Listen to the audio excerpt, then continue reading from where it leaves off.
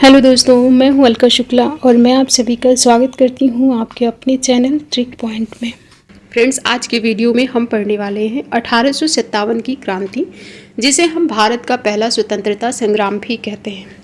यह वह दौर है जो 1857 का समय है। इस समय अंग्रेजी हुकूमत के खिलाफ स्वतंत्रता का पहला बिगुल बजा और इसमें सिपाहियों से लेकर किसानों तक, आम जनता से लेकर राजा रानी और हर कोई इस संघर्ष का हिस्सा बना।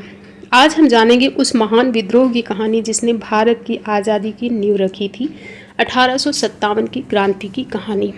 इसे कैसे हम पढ़ेंगे? माइंड मैप के माध्यम से पढ़ेंगे, जिससे कि आपको सारी चीज़ें आसानी से याद हो जाएं और समझ में भी आएँ। सबसे पहले तो हम जानेंगे कि 1857 की जो क्रांति हुई, इसमें हम पढ़ेंगे क्या क्या। तो इसमें हम सबसे पहले देखेंगे विद्रोह का कारण क्या था, विद्रोह के प्रतीक कौन से थे, विद्रोह का विस्तार कहाँ तक हुआ, विद्रोह का नेतृत्व किसने किया, कहाँ से किसने नेतृत्व किया, विद्रोह का दमन किसने किया, विद्रोह का परिणाम क्या निकला, इतिहासकारों के क्या मत हैं, और अंततः हम देखेंगे कि विद्रोह यह असफल क्यों रहा। इतने पॉइंट हमें जानने हैं इस क्रांति से रिलेटेड। तो बिना टाइम वेस्ट के हम अपना पहला पॉइंट लेते हैं कि विद्रोह का प्रतीक क्या था, और इसी के साथ कुछ नए पॉइंट भी जानते हैं जहाँ से डायरेक्ट एग्जाम में क्वेश्चन पूछे जाते हैं। विद्रोह के प्रतीक की बात करें अगर, तो कमल और रोटी विद्रोह का प्रतीक था। और 1857 के विद्रोह के समय ब्रिटिश प्रधानमंत्री कौन था? तो था पॉर्मस्टन। 1857 के विद्रोह के समय पूछा जाता है भारतीय गवर्नर जनरल कौन था? तो लॉर्ड कैनिंग था। और 1857 के विद्रोह के समय मुगल सम्राट कौन था? तो मुगल सम्राट था बहादुर शाह जफर, और यह अंतिम मुगल सम्राट भी है, इसे भी याद रखें। इसी को बहादुर शाह सेकंड या फिर जफर के नाम से जानते हैं। 1857 का जब विद्रोह हुआ तो ये किस अखबार में निकलता था? जो न्यूज़ निकलती थी किस अखबार में निकलती थी, पूछा गया क्वेश्चन है। तो अखबार का नाम है आज़ादे पयामी, आज़ादे पयामी। और यह अखबार कोई ऐसा वैसा अखबार नहीं था, क्रांतिकारी अखबार था, इसीलिए इसे क्रांतिकारी अखबार भी कहते थे। 1857 के विद्रोह का झंडा गीत किसने लिखा था? तो अजीमुल्ला ने लिखा था। विद्रोह की जांच के लिए कमीशन कौन सा बनता है? तो पील आयोग बनता है। पील आयोग विद्रोह की जांच के लिए बना था। और ब्रिटेन में 1857 की क्रांति को किस नाम से जानते हैं, क्या कहा गया है? तो ब्रिटेन में इसे इंडियन म्यूटिनी कहा गया है। 1857 की क्रांति में सबसे ज़्यादा सैनिक किस प्रांत से पूछा जाता? तो अवध और बंगाल प्रांत से सबसे ज़्यादा सैनिक थे। और क्रांति में कौन सा क्षेत्र अछूता रहा, यानी कि भाग नहीं लिया, पार्टिसिपेट नहीं किया, या फिर वहाँ तक क्रांति का विस्तार नहीं हुआ? तो वो है मद्रास। मद्रास पूर्णतः अछूता रहा इससे। और एक क्वेश्चन पूछा गया है IAS प्री 2014 में, तो हो सकता है आगे भी ये क्वेश्चन रिपीट किया जाए, इसलिए ये पॉइंट मैंने ऐड किया है कि 1857 की क्रांति के बाद देश का पहला विद्रोह कौन सा था? तो 1857 की क्रांति के बाद देश का पहला विद्रोह था नील विद्रोह, जो 1859 में हुआ। और नील विद्रोह का नेतृत्व किसने किया था? तो दिगंबर विश्वास और विष्णु विश्वास ने किया था। और ये हुआ कहाँ था? तो नदिया जिला वेस्ट बंगाल में हुआ था, जिसका उल्लेख नील दर्पण में मिलता है। और नील दर्पण के लेखक कौन है? तो दीनबंधु मित्र हैं, ये भी याद रखें, ठीक है।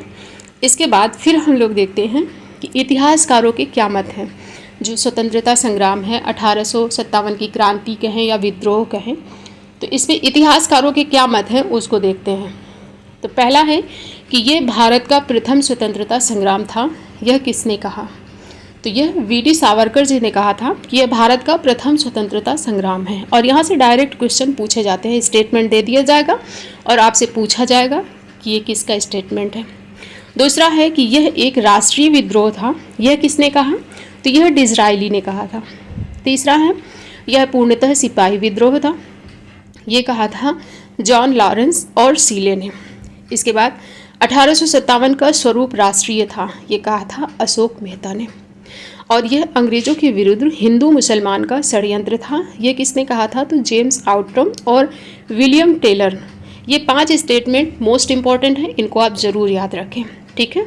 इसके बाद फिर हम देखते हैं अब 1857 की क्रांति के क्या कारण थे। आखिर क्यों हुई क्रांति? अचानक तो हुई नहीं होगी, कुछ तो कारण रहे होंगे ना। तो उन्हीं कारणों को हम पहले देखते हैं, राजनीतिक कारण, फिर देखेंगे हम लोग सामाजिक कारण, आर्थिक कारण और सैनिक कारण। तो पहले है राजनीतिक कारण। राजनीतिक कारण की बात करें तो अंग्रेजों की विस्तारवादी नीति, कैसे? तो 1857 के विद्रोह का जो प्रमुख राजनीतिक कारण था वो अंग्रेजों की विस्तारवादी नीति थी और व्यपगत का सिद्धांत था। जैसे कि रानी लक्ष्मीबाई के दत्तक पुत्र को झांसी के सिंहासन पर बैठने की अनुमति नहीं दी गई। ये तो हो गई झांसी की बात। डलहौजी ने अपने व्यपगत के सिद्धांत का पालन करते हुए सतारा, नागपुर, झांसी और भी कई रियासतों को अपने अधिकार में ले लिया। जैतपुर, संबलपुर और उदयपुर भी हड़प लिए गए। लॉर्ड डलहौजी द्वारा अवध को भी ब्रिटिश साम्राज्य के अधीन कर लिया गया, जिससे अभिजात वर्ग के हजारों लोग, अधिकारी, अनुचर और सैनिक बेरोजगार हो गए। इस कार्रवाई ने एक वफादार राज्य अवध को असंतोष और षड्यंत्र के अड्डे के रूप में परिवर्तित कर दिया। तो ये है राजनैतिक कारण। इसके बाद अगला कारण है सामाजिक कारण, जिसमें पहला है कि भारत में तेजी से फैल रही पश्चिमी सभ्यता के कारण आबादी का एक बड़ा वर्ग चिंतित था। अंग्रेजों के रहन सहन, अन्य व्यवहार एवं उद्योग आविष्कार का असर भारतीयों की सामाजिक मान्यताओं पर पड़ता था। शिक्षा ग्रहण करने के पश्चिमी तरीके हिंदुओं के साथ साथ मुसलमानों की रूढ़िवादिता को भी सीधे चुनौती दे रहे थे। 1850 में एक अधिनियम द्वारा वंशानुक्रम के हिंदू कानून को बदल दिया गया। एक अधिनियम आता है 1850 में और इसमें क्या हुआ, जो वंशानुक्रम हिंदू कानून को बदल दिया गया। ईसाई धर्म अपना लेने वाले भारतीयों की पदोन्नति कर दी जाती थी, यानी जो लोग ईसाई धर्म अपना लेते थे, जो भी भारतीय, उनको प्रमोशन दे दिया जाता था। सती प्रथा, कन्या भ्रूण हत्या जैसी प्रथाओं को समाप्त करने और विधवा पुनर्विवाह को वैध बनाने वाले कानून को स्थापित किया गया, जिससे कि सामाजिक संरचना के लिए खतरा माना गया, क्योंकि रूढ़वादी लोग थे, उनको लगता था कि ये भारतीयों की जो मान्यताएं हैं उसके साथ खिलवाड़ कर रहे हैं अंग्रेज लोग। तो ये हो गया सामाजिक कारण। इसके बाद फिर है आर्थिक कारण। आर्थिक कारण ग्रामीण क्षेत्रों में किसान और जमींदार भूमि पर भारी भरकम लगान और कर वसूली के सख्त तौर तरीकों से परेशान थे। अधिक संख्या में लोग महाजनों से लिए गए कर्ज को चुकाने में असमर्थ थे, जिसके कारण उनकी पीढ़ियों से जो पुरानी जमीन थी वो उनके हाथ से निकलती जा रही थी। बड़ी संख्या में सिपाही खुद किसान वर्ग थे। जो सिपाही होते थे वो खुद भी किसान वर्ग से थे और वे अपने परिवार गांव को छोड़ कर आए थे शहर। इसलिए किसानों का गुस्सा जल्द ही सिपाहियों में भी फैल गया। इंग्लैंड में औद्योगिक क्रांति के बाद ब्रिटिश निर्मित वस्तुओं का प्रवेश भारत में हुआ, जिसने विशेष रूप से भारत के कपड़ा उद्योग को बर्बाद कर दिया। भारतीय हस्तकला उद्योग को ब्रिटेन के सस्ते मशीन निर्मित वस्तुओं के साथ प्रतिस्पर्धा करनी पड़ी। तो ये हो गया आर्थिक कारण। फिर है सैन्य कारण। भारत में ब्रिटिश सैनिकों के बीच भारतीय सिपाहियों का प्रतिशत 87 था, लेकिन उन्हें ब्रिटिश सैनिकों से निम्न श्रेणी का माना जाता था। उन्हें हेय दृष्टि से देखा जाता था। एक भारतीय सिपाही को उसी रैंक के यूरोपीय सिपाही से कम वेतन का भुगतान किया जाता था, यानी सेम पोस्ट पर होने के बाद भी यूरोपीय का जो सैलरी होती थी वो ज़्यादा होती थी, भारतीय की कम होती थी, और उसे हेय दृष्टि से भी देखा जाता था। वर्ष 1856 में लॉर्ड कैनिंग ने एक नया कानून जारी किया, जिसमें कहा गया कि कोई भी व्यक्ति जो कंपनी की सेना में नौकरी करेगा तो ज़रूरत पड़ने पर उसे समुद्र पार भी जाना पड़ सकता है। उन्हें अपने घरों से दूर क्षेत्रों में काम करने की अपेक्षा की जाती थी उन लोगों से। तो समुद्र पार जाना भारतीय अच्छा नहीं समझते थे उस समय। ये तो हो गया सैन्य कारण। अब तात्कालिक कारण क्या था? ये सारे कारण एक साथ तो हुए नहीं है, सदियों से चले आ रहे, जो कि भारतीयों के मन में क्या था? आक्रोश था इन सब के खिलाफ। जो तात्कालिक कारण बना क्रांति का वो क्या था? तो 1857 के विद्रोह के तात्कालिक कारण सैनिक थे। 1856 में अंग्रेजों ने एक निर्णय लिया, ब्राउन बेस बंदूक की जगह एनफील्ड राइफल का प्रयोग। अंग्रेजों ने निर्णय लिया कि जो ब्राउन बेस बंदूक थी ना, उनकी जगह अब एनफील्ड राइफल का प्रयोग किया जाएगा। अफवाह थी कि कारतूस में गाय और सूअर की चर्बी है। बंदूक में भरने से पहले जो कारतूस थे उनको मुंह से छीलना पड़ता था, इसीलिए इसके प्रयोग से सैनिकों ने इनकार कर दिया। तो अंग्रेजों ने दबाव डाला, जिससे कि सैनिकों में असंतोष फैल गया। इसमें एक सैनिक थे जिनका नाम था मंगल पांडे। इन्होंने विद्रोह कर दिया और मंगल पांडे जो थे ये बैरकपुर छावनी से थे। बैरकपुर छावनी कहाँ है? वेस्ट बंगाल में है। और ये 34वीं BNI के सिपाही थे। BNI मतलब कि बंगाल नेटिव इन्फेंट्री। तो ये 34वीं BNI के सैनिक थे, बैरकपुर छावनी से थे। तो ये नाम याद रखें, 34वीं इन्फेंट्री से थे, इससे भी क्वेश्चन बना है, और बैरकपुर छावनी से भी क्वेश्चन बना है। बैरकपुर छावनी कहाँ है? वेस्ट बंगाल में है। तो 29 मार्च 1857 की ये घटना है। मंगल पांडे अपने 2 सीनियर लेफ्टिनेंट बाग और मेजर ह्यूसन पर गोली चला देते हैं। गोली चला देंगे तो मंगल पांडे ने क्या किया? गोली चला करके विद्रोह कर दिया। तो अब क्या अंग्रेज शांत बैठेंगे? तो अंग्रेज तो शांत बैठेंगे नहीं। अंग्रेजों को पता था कि अगर विद्रोह दबाया नहीं गया तो और भी सैनिक आवाज़ उठाएंगे। तो अंग्रेजों ने तत्काल 8 अप्रैल 1857 को मंगल पांडे को फांसी दे दी। इस घटना से सैनिकों में विद्रोह फैल गया। अगर आज मंगल पांडे के साथ ऐसा हुआ है तो कल किसी भी सैनिक के साथ ऐसा हो सकता है। तो सैनिकों में विद्रोह फैल गया। जब मंगल पांडे को फांसी हुई तो मंगल पांडे ने एक नारा दिया, हल्ला बोल। तो मंगल पांडे के इस नारे से और मंगल पांडे के साथ जो घटना हुई, इससे सैनिकों में बहुत अधिक रोष था और सैनिकों में विद्रोह फैल गया। 10 मई 1857 मेरठ से शुरुआत होती है। क्रांति की शुरुआत पूछा जाता है कहाँ से हुई? तो मेरठ से हुई। कब? 10 मई 1857 को। मेरठ की जो पैदल सेना थी ना, पैदल सेना द्वारा विद्रोह किया गया। सैनिकों ने अपने कैद साथियों को, जो भी उनके साथी कैद थे, अंग्रेजों की कैद में थे, उनको मुक्त कराया, शस्त्रागार को लूटा और अंग्रेजों को मारा। फिर ये लोग क्या किए? मेरठ से दिल्ली की तरफ चल पड़े। दिल्ली मेरठ टेलीग्राफ लाइन को काट दिया, सड़क रेल को काट दिया, इस तरीके से क्षतिग्रस्त कर दिया। और 11 मई की प्रभात को सैनिक दिल्ली पहुंचे। सरकारी कार्यालय में वहां जाकर के आग लगा देते हैं, अंग्रेजों को गोली मारते हैं। फिर 12 मई को दिल्ली के लाल किले में पहुंचकर इन्होंने बहादुर शाह जफर को नेतृत्व सौंपा। जफर के नेतृत्व स्वीकारते ही विद्रोह को वैधता प्राप्त हो जाती है। विद्रोह आग की तरफ फैल गया। झांसी, कानपुर, अवध, फैजाबाद, इलाहाबाद, बिहार, बरेली आदि जगह वहाँ के राजाओं ने नेतृत्व किया। फिर क्या हुआ? तो लॉर्ड कैनिंग ने ब्रिटिश सेना बुलाई, जिसमें हजारों निर्दोष लोगों का नरसंहार किया गया और सैकड़ों लोगों को फांसी दी गई। और 1857 की क्रांति में एक चीज़ याद रखें कि सिल रेजिमेंट ने अंग्रेजों की सहायता की थी, अंग्रेजों की हेल्प की थी। जनरल नील ने बनारस, इलाहाबाद में लोगों की अमानवीय हत्याएं की। बहादुर शाह जफर को गिरफ्तार करके उसे रंगून भेज दिया जाता है, जहां 1862 में उसकी मृत्यु हो जाती है। और जफर की कब्र पर लिखा है कि जफर इतना बदनसीब है कि वतन में 2 गज जमीन भी न मिली। ये बहादुर शाह जफर की कब्र में लिखा हुआ है। और जो जफर के बेटे थे उनको हुमायूं के मकबरे में गोली मारकर हत्या कर दी गई।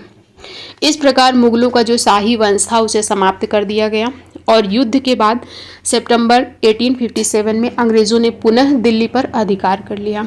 1857 का विद्रोह 1 वर्ष से अधिक चला और इसे 1858 के मध्य में जाकर के दबा दिया जाता है। अब अगर बात करें झांसी से नेतृत्व किसने किया, तो झांसी से नेतृत्व किया था रानी लक्ष्मीबाई ने। जून 1857 से मार्च 1858 तक झांसी पर नियंत्रण किसका रहा? तो रानी लक्ष्मीबाई का रहा।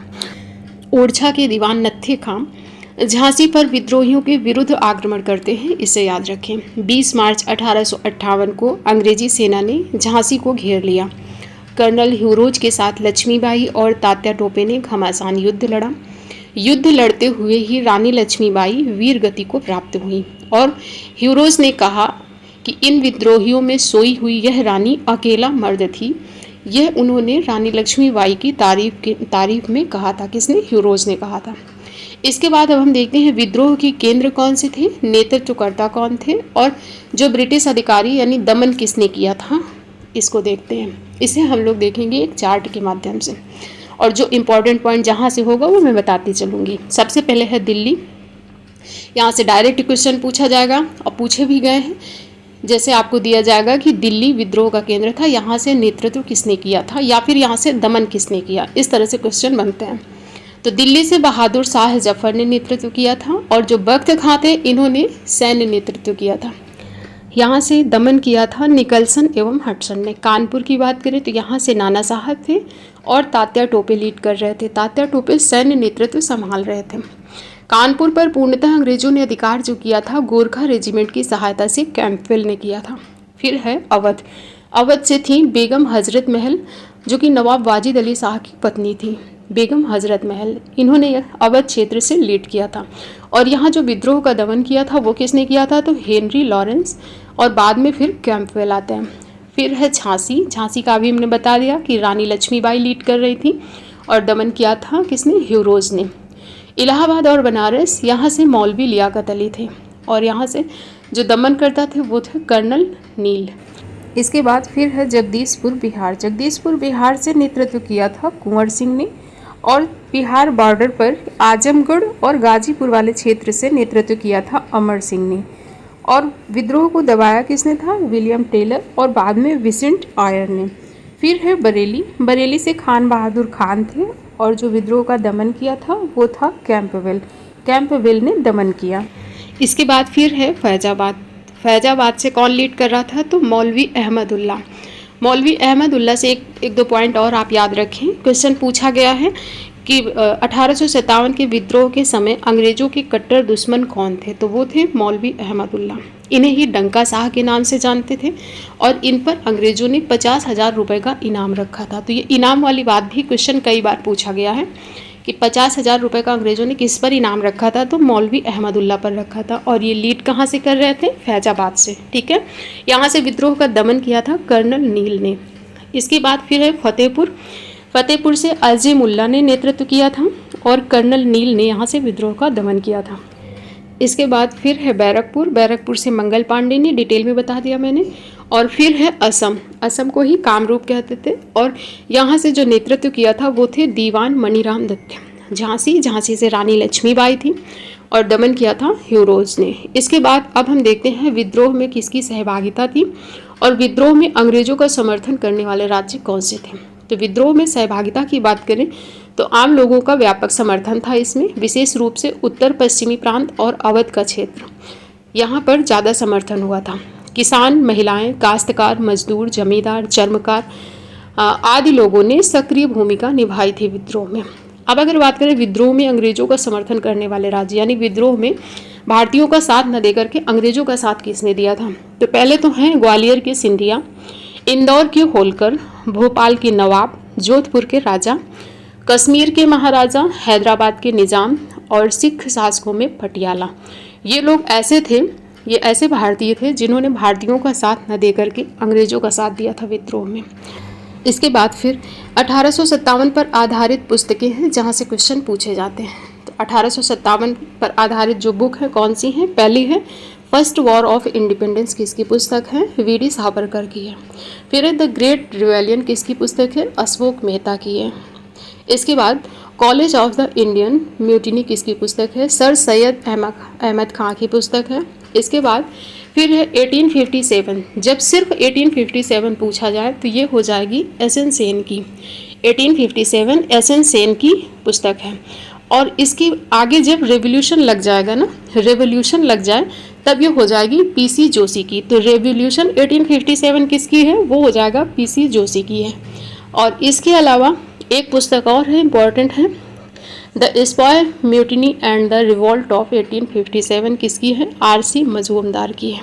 ठीक है, तो इतनी पुस्तकें आपको याद रखनी है, पुस्तक के नाम और लेखक के नाम। इसके बाद अब हम देखते हैं कि विद्रोह का परिणाम क्या निकला। तो भारतीय लोगों के महासंग्राम को भले ही दबा दिया गया पर ईस्ट इंडिया कंपनी भी समाप्त हो गई, यानी भारतीय लोगों का विद्रोह भले ही दबा दिया गया लेकिन ईस्ट इंडिया कंपनी भी नहीं रही, ये भी समाप्त कर दी गई। और ईस्ट इंडिया कंपनी को समाप्त करके शासन जो आया था, भारत शासन अधिनियम 1858 का, उसके अनुसार ब्रिटिश क्राउन ने अपने हाथ में शासन अब ले लिया। ठीक है, ब्रिटिश क्राउन की ओर से भारत में संचालन हेतु अब गवर्नर जनरल और वायसराय की नियुक्ति, अभी तक क्या था, गवर्नर जनरल था, गवर्नर जनरल की जगह अब क्या हुआ, वायसराय की नियुक्ति हुई। और महारानी की उद्घोषणा कब हुई थी, 1 नवंबर 1858 को। कहाँ हुई थी, पूछा जाता है क्वेश्चन कि महारानी की उद्घोषणा कहाँ हुई थी, तो इलाहाबाद में दरबार लगा करके जो प्रथम वायसराय है भारत का, कैनिंग, यही लास्ट गवर्नर जनरल है और यही पहला भारत का वायसराय है, लॉर्ड कैनिंग ने उद्घोषणा की थी। कहाँ पर, प्रयागराज में। ठीक है, जो उद्घोषणा हुई इसकी कुछ मुख्य बातें देखते हैं। भारतीय प्रदेशों का विलय नहीं किया जाएगा, देशी रियासतों को गारंटी दी गई। और भारतीयों के सामाजिक धार्मिक मामले, चाहे वह कुप्रथा हो, चाहे सामाजिक मामला हो, चाहे धार्मिक मामला हो, किसी में भी हस्तक्षेप नहीं किया जाएगा। जनवरी 1859 तक आत्मसमर्पण करने वालों को कठोर दंड नहीं देने की घोषणा की गई, लेकिन उसमें एक शर्त थी कि उसने यूरोपियन हत्या में भागीदार न हो। वह यूरोपियन हत्या में भागीदार न हो, यानी उसने किसी यूरोपीय की हत्या न की हो। और इसके अलावा पील आयोग का गठन हुआ और जो सैनिक थे उनके अनुपात में बदलाव किया गया। अब 2 अनुपात में भारतीय होंगे और 1 अनुपात में यूरोपीय होंगे। लेकिन मद्रास और मुंबई प्रेसिडेंसी में भारतीय 3 अनुपात में और 1 अनुपात में यूरोपीय होंगे। अब क्या होगा, अब ये फूट डालो और राज करो की नीति पर चलना प्रारंभ कर देंगे अंग्रेज। इसके बाद हम देखते हैं विद्रोह की असफलता के क्या कारण थे। आखिर क्यों विद्रोह असफल रहा, तो इसके कई कारण हैं। पहला है कि अंग्रेजों के पास रेलवे डाक तार की सुविधाएं थी, अंग्रेजों के पास अत्याधुनिक हथियार थे, प्रशिक्षित सेना थी। भारतीयों के पास क्या था, लठ थे और देसी हथियार थे जिससे भारतीय लड़ रहे थे, लेकिन उनके पास क्या थी, प्रशिक्षित सेना थी, तोप थी। और गोरखा रेजिमेंट को विद्रोहियों के विरुद्ध प्रयोग करना।